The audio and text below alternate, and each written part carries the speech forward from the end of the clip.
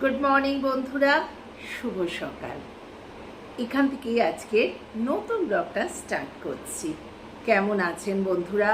কাবেরী জীবন কথায় বেশ করে আপনাদের স্বাগত। আপনারা খুব কম দেখছেন কাবেরী জীবন কথা। যাই হোক, এখান থেকেই ব্লগটা স্টার্ট করি। আমাদের বৃষ্টি কমে গেছে, আবার সেই রোদ্দুর উঠেছে, ঝকঝক করছে রোদ্দুর, আবার গরমটা চলে এসেছে।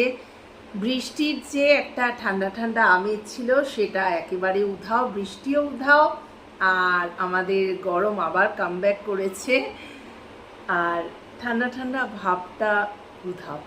যাই হোক, আজকে সকালে স্টার্ট করতে পারিনি, কারণ জানেন তো সব সময় সব রকমভাবে স্টার্ট করতে পারা যায় না, ইচ্ছা থাকলেও উপায় হয় না, সময় সেখানে আপনাকে বেঁধে দেয়। যাই হোক, দেরি হয়ে গেছে, তাড়াতাড়ি করে দাদা ভাইয়ের লাঞ্চটা, দীপঙ্করের লাঞ্চটা আমি রেডি করে দিলাম। দেওয়ার পর তারপরে মাসি এসে গেল, ক্যামেরা অন করবার সুযোগই হচ্ছে না।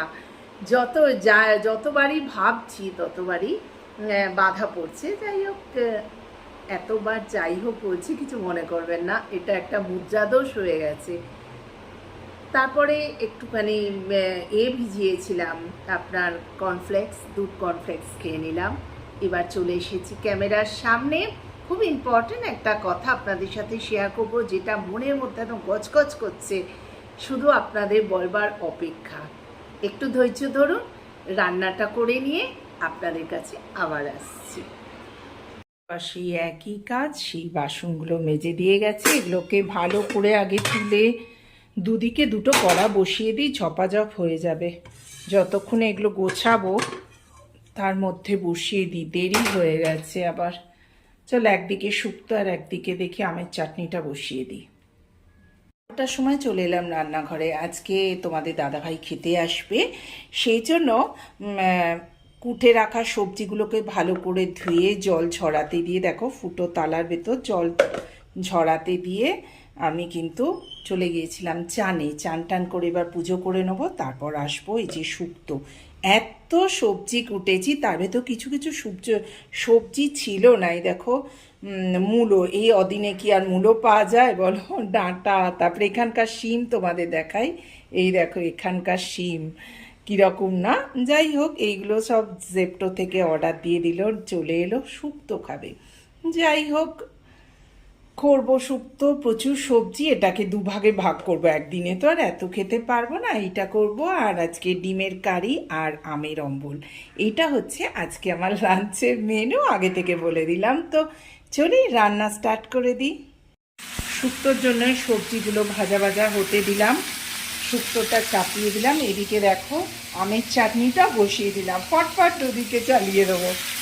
ভালো লাগে না বেশিক্ষণ রান্নাঘরে থাকতে। একটু গরমটা কমেছে, কিন্তু তা সত্ত্বেও আর ভাল লাগে না রান্না করতে। যেন তো অলমোস্ট রেডি। এর ওপর দিয়ে দেবো শুক্তোর গুঁড়ো করে রাখা মশলাগুলো, বাও, আর তার ওপর দিয়ে দেবো ঘি। বেশ বেশি করেই আমি একটু ঘি দিই। এইবার দেখুন শুক্তোর কালারটা কিরম চেঞ্জ হয়ে গেল। দুধ দিয়েছি শুক্তোয়, তবু ঠিক শুক্তো কালার আসছিল না। যেই মশলাগুলো দিলাম, দিয়ে এবার ঢাকা চাপা দিয়ে দেবো। কেমন লাগলো শুক্তোটা বন্ধুরা, প্লিজ জানাবেন। রেডি হয়ে গেল দেখো আমার আমের চাটনি। তার উপর আমি একটুখানি ঘরে থাকা মশলাটা দিয়ে দিই, তাহলে খেতে জাস্ট ফাটাফাটি লাগে। শুক্তো দিয়ে ভাত টাত খেয়ে বেশ একটু জম্পেশ করে শুয়েছিলাম, ঘুম হয়নি, কিন্তু একটুখানি রেস্ট তো নিয়েছি। তারপরে মনে পড়ে গেল, আরে ক্যামেরা অন করতে হবে, বন্ধুদের সাথে এটা শেয়ার করতে হবে। চলুন আপনাদের সাথে আমি আমার যে কথাটা বলার আছে সেটা শেয়ার করি। বেশ অনেক দিন ধরেই আমরা ফেসবুকে দেখছি একটা জিনিস ঘোরাফেরা করছে ঠাকুরদের নিয়ে। এই যে ঠাকুরদের নিয়ে বিভিন্ন ধরনের রিলস বানানো হচ্ছে আর কি, সেই রিলসে লাস্টে দিচ্ছে যে এটা বেশি বেশি করে শেয়ার করুন, 3-4 জনকে শেয়ার করুন, তাহলে আপনি লাখপতি হবেন, আপনার মনস্কামনা পূর্ণ হবে। তার ভেতর একটাই জিনিস আছে যে মানে ওনাদের রিলসটা বেশি বেশি করে সবাই যেন দেখে। এর মধ্যে কিন্তু ইনক্লুড করছে ভগবানকে, সেটাই আমার সব থেকে খারাপ লাগছে। 1 নম্বর হচ্ছে কাকুগাছি মা মনসা, তারপরে হনুমানজি, রামজি, যত ঠাকুরকে পেরেছে যে যা ভাবে ব্যবহার করছে, তাতে আবার এআই এর সাহায্যে ঠাকুরের মুখটা নড়ছে।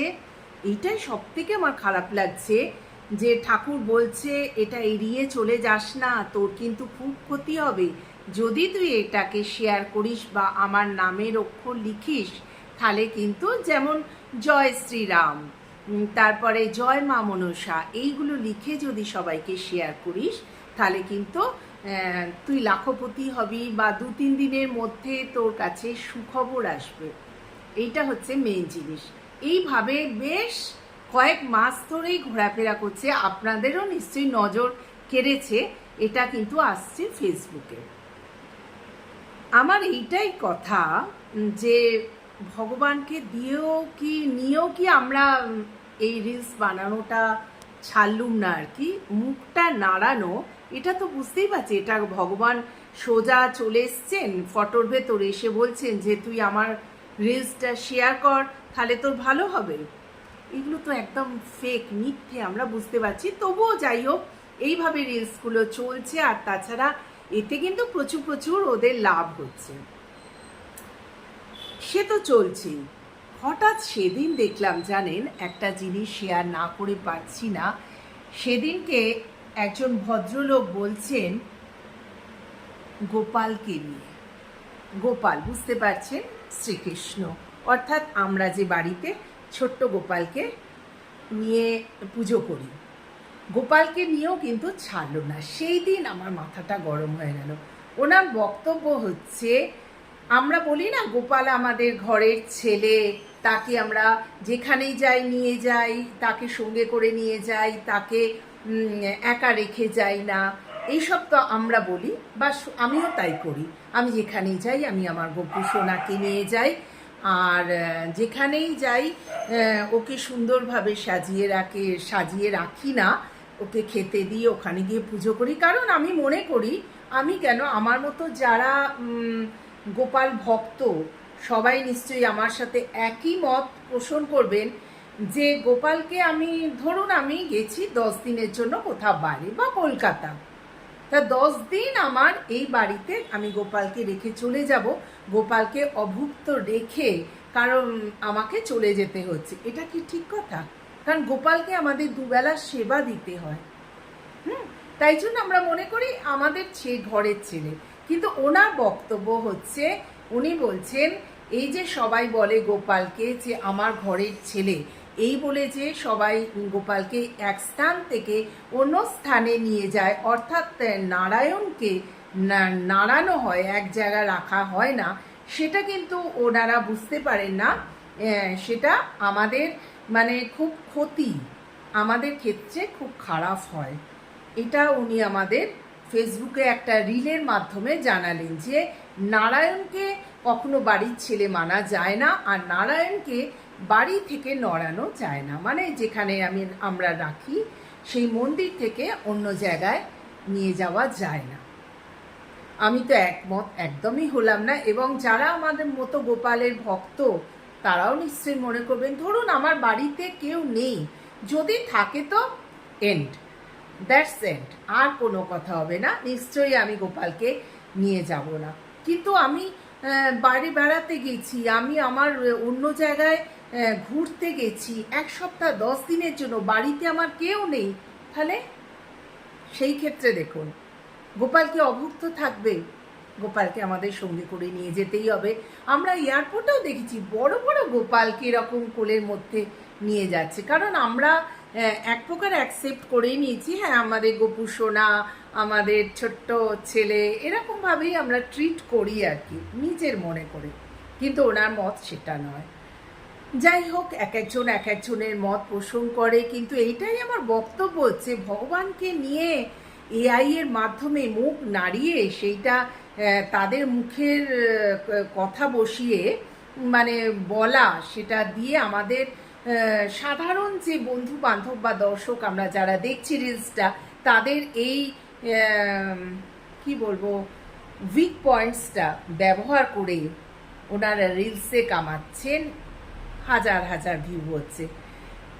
এইটাই আমার অনুরোধ থাকবে যে ইউটিউব বলো বা ফেসবুক বলো, সবাইকে একটু নজর করুন, এইগুলো একটু বন্ধ করুন।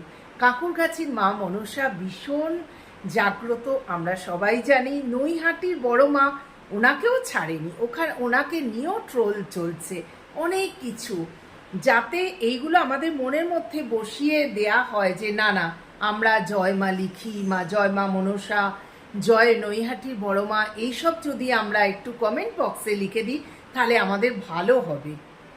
হ্যাঁ, আর হচ্ছে কি, আমরা পরের দিনই বিশাল সুখবর পাচ্ছি, কোটি কোটি টাকা পাচ্ছি, তা তো নয়। এরমভাবে আমি লিখে দেখেছি, জানেন তো, আমি দু একবার লিখে দেখেছি। কোনো ওইসব তো ভুয়ো পথেই পা দিয়ে একবার আমি নিজেকে পরখ করে দেখছিলাম যে আমাদের এই চিন্তা ধারণা কিন্তু মাথা থেকে বার করতে হবে। কেন যে এনারা করেন না, শেষকালে মানে রিলস করতে করতে মানুষ এমন জায়গায় চলে গেছে, ভগবানকেও নামিয়ে নিয়ে এসছেন এবং ভগবানকে মিথ্যেবাদী প্রমাণ করছেন আমাদের সামনে।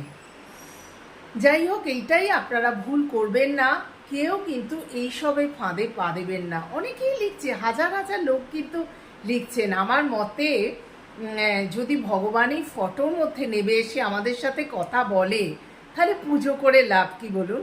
আমরা এখানেই নমস্কার করে নেবো, আর একবারে আপ্লুত হয়ে ওই ভিডিওটা বারবার দেখবো যে ভগবান বলেছে আমাকে এড়িয়ে যাস না, তোর কিন্তু খুব ক্ষতি হবে। তুই যদি নিজের ভালো চাস আর কোনো সুখবর পেতে চাস আর কোটিপতি হতে চাস, তো আমার রিলসটা বা আমার ভিডিওটা এতজনকে শেয়ার কর। এটা যদি সত্যি হতো তা আমাদের মতো ভাগ্যবান আর তো মনে হতো কেউ থাকতো না। আমরা ভগবানকে দেখা কোনোদিন পাই না ভগবানের আর কি, সেই ভগবান রিলে এসে আমাদের সাথে কানেক্ট করছে কথা বলে। চলুন বন্ধুরা, হাসিও পায়, দুঃখও পায়, রাগও হয়, সব কিছু মিলিয়েই আপনাদের সাথে এই কথাটা শেয়ার করলাম। আপনারা শুনলে আমার ভালো লাগবে। টাটা, কাবেরী জীবন কথায় অনেক অনেক স্বাগত আপনাদের। বেশি বেশি করে আমার ভিডিওগুলো আপনারা শেয়ার করবেন, লাইক করবেন আর সাবস্ক্রাইব করে দেবেন সবাইকে। আজকের মতো চলি, টাটা। নেক্সট ব্লগ নিয়ে কাবেরী চলে আসছে কালকে, ততক্ষণের জন্য সুস্থ থাকবেন।